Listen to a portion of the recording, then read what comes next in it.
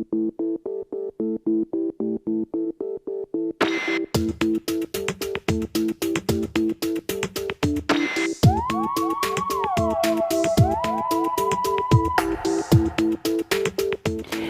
we go back then to the picture we were drawing last week of the business cycle, remember we drew on the horizontal axis we put time, and on the vertical axis we put real change in GDP.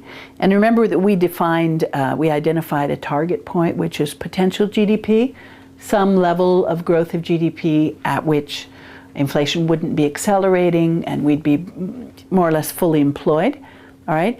So if we draw across this what a business cycle actually looks like, and we said it's very dynamic or unstable, depending on what term you like better, it varies a lot. It doesn't always stay at a certain growth rate. It doesn't always grow at potential, all right? It doesn't always grow even. Remember, we drew this business cycle, and then what we did was we identified those places where GDP growth was too high. Okay, remember those were our inflationary gaps, all right? And on this picture, we've got two of them. And then we talked about those places where GDP was too low. Those were recessionary gaps. And again, on this chart, we've got two of those, all right? And again, not to review too much what we did last week, remember that in the recessionary gap, we've got an unemployment problem. In the inflationary gap, we've got an inflation problem. And as we said today, when we're up there in that inflationary gap, we need a restrictive policy, all right? And we're down in that recessionary gap, we need an expansive policy, all right?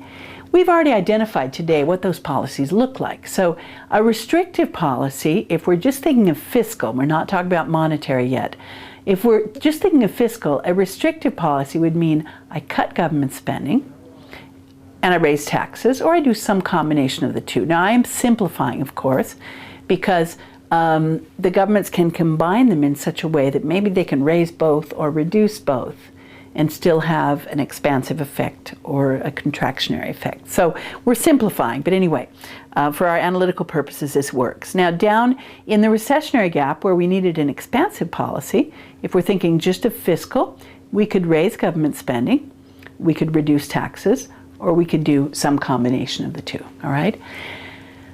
So let's think about this is what governments could do. We're going to call this discretionary fiscal policy, where the governments actually go out there and change something so they can affect the economy, all right? That's discretionary fiscal policy.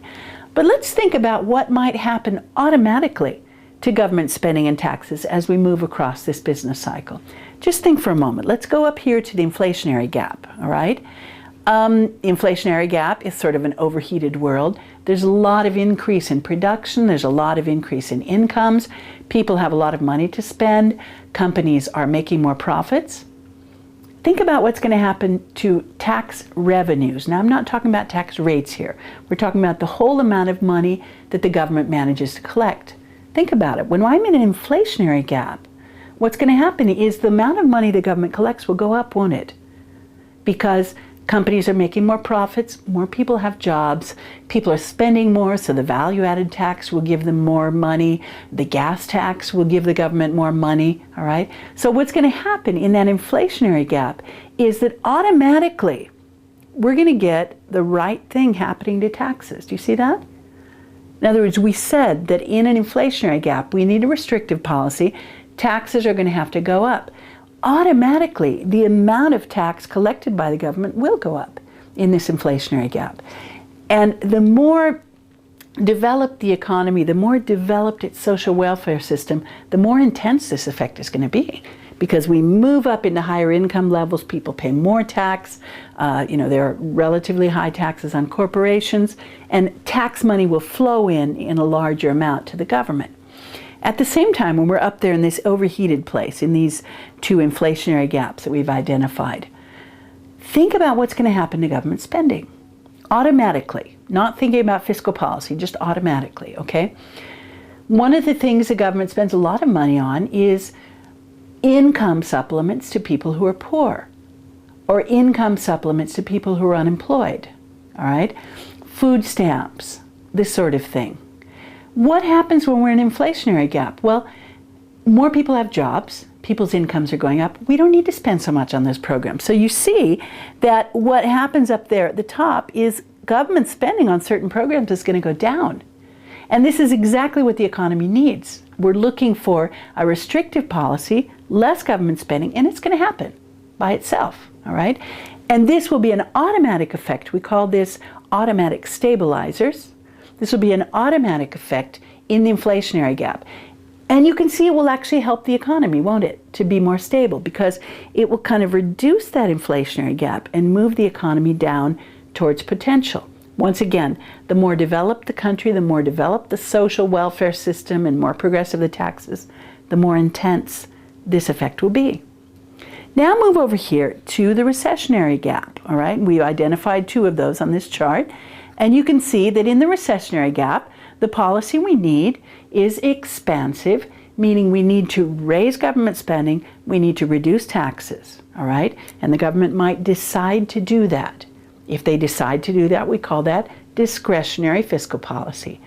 But think about what will happen automatically in the economy, just like we looked at with the inflationary gap.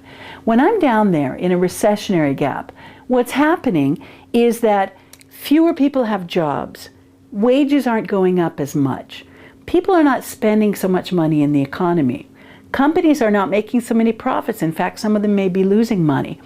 What will that do to taxes or to tax collection, tax revenues? Well, it's going to bring them down, isn't it? Less money on the value-added tax, less money on the gas tax, income tax, corporate tax, all of those, the tax collection will go down. And you can see, looking at our picture, that that's exactly what we need in a recessionary gap. At the same time, governments spend a lot of their money on social programs. So one big program is unemployment insurance, all right? Now in the recessionary gap, we know that unemployment rises.